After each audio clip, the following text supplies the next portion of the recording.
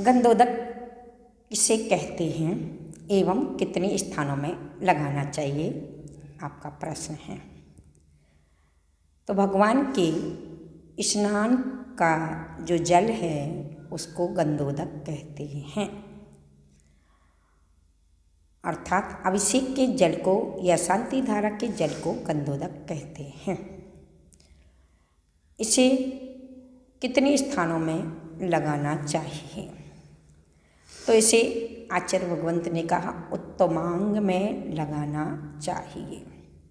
क्यों लगाना चाहिए उत्तमांग में, और वे कौन कौन से उत्तमांग हैं, अर्थात नाभि से ऊपर के जितने भी अंग हैं उनको उत्तमांग कहते हैं। क्यों उत्तमांग, क्योंकि ये ऊंचे के स्थान हैं। नाभि के नीचे के स्थान अधो अंग कहलाते हैं और ये अपवित्र हैं। मलमूत्र आदि के द्वारा यह अधो स्थान है, इसलिए इसे उत्तमांग नहीं अधो अंग कहा है। तो नाभि से ऊपर के अंगों को उत्तमांग कहते हैं।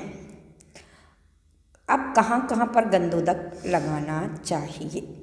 उत्तमांग में गंधोदक लगाने का मतलब है कि भगवान के जो अभिषेक है वह विनय का प्रतीक है। जितनी विनय और श्रद्धा से उस गंधोदक को आप अपने शरीर में स्पर्श कराएंगे उतनी आपकी नकारात्मक ऊर्जा सकारात्मक में परिवर्तन होगी।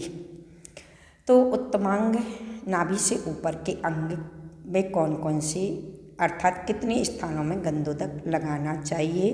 5 स्थानों में गंधोदक लगाना चाहिए। सबसे पहले सिर, अर्थात यह जो अपना सहस्रार केंद्र है, ज्ञान केंद्र है, जिसमें से ऊर्जा अंदर जाती, गंधोदक सबसे ज़्यादा यहाँ लगाना चाहिए। उसके बाद आप अपने मस्तक में गंधोदक लगाएं, उसके बाद दोनों आँखों में गंधोदक लगाएं, फिर कंठ में गंधोदक लगाएं, फिर हृदय में गंधोदक या नाभि में गंधोदक लगाएं। ये 5 उत्तमांग हैं, इन पर गंधोदक लगाएं। किस प्रकार से गंधोदक लगाएं, तो मैंने आपको बताया था कि अपना सीधा हाथ पॉजिटिव है और उल्टा हाथ नेगेटिव है। जब भी कभी मंदिर जाएं, वहाँ पर चम्मच से आप पहले तो दोनों हाथों को धोएं, फिर चम्मच से आप उल्टे हाथ में गंधोदक लें और सीधे हाथ की 2 उंगली से, अपने सीधे हाथ की 5 उंगलियों का विशेष महत्व है।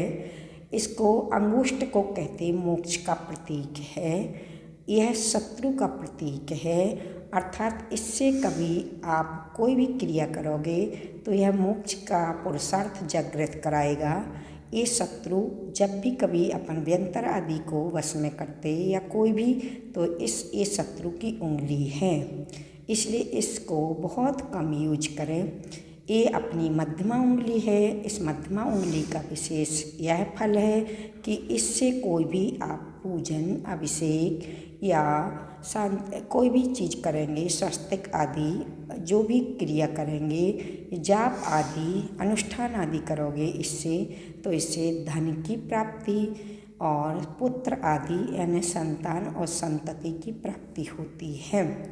एवं इससे करने से निरोगी काया और शांति की प्रतीक रूप से यह अनामिका उंगली है। फिर इसके बाद एक कनिष्ठा, इससे कोई जाप आदि करते हैं, मंत्र आदि करते तो सिद्धि होती है। तो ये 2 तो साधु के लिए मुख्यता दी गई, ये दोनों गृहस्थों के लिए और ये शत्रुओं के लिए हैं। इस प्रकार से अपनी 5 उंगलियों की विशेषता है। जब कभी मैं आपको माला के बारे में बतलाऊंगी तब आप इन 5 उंगलियों की विशेषता को और विशेष रूप से समझना। तो चलिए हम ये 2 उंगलियों को यूज करते हैं।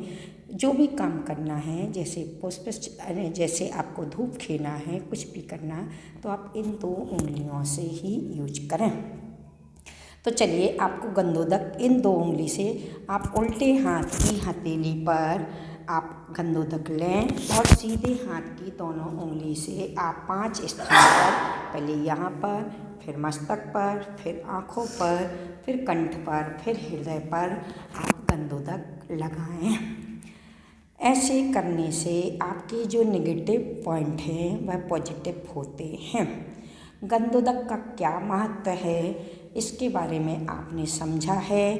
अर्थात मैना सुंदरी ने 700 कोड़ियों को सिद्धचक्र महामंडल की शांति धारा से या अभिषेक से क्या किया था, कोड़ दूर किया था। ऐसे कई उदाहरण गंदोदक के आए।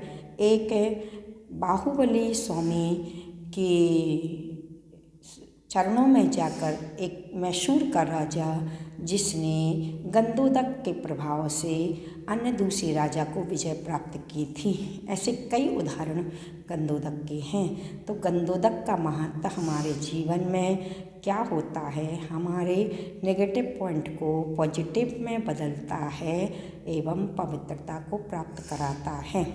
गंदोदक लेते समय आप क्या करें, तो गंदोदक लेते समय आप वह श्लोक जो मंदिरों पर लिखा होता है, निर्मलम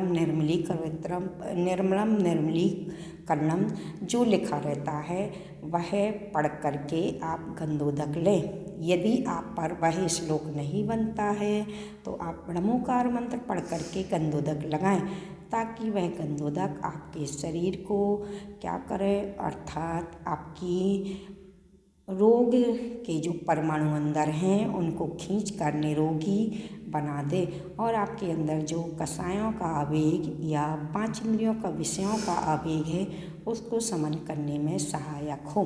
तो गंदोदक के कई महत्व होते हैं, कई उसकी विशेषताएं हैं। प्रतिदिन आप गंदोदक लगा करके अपने जीवन को और अपने शरीर को स्वस्थ एवं सुंदर बनाएं।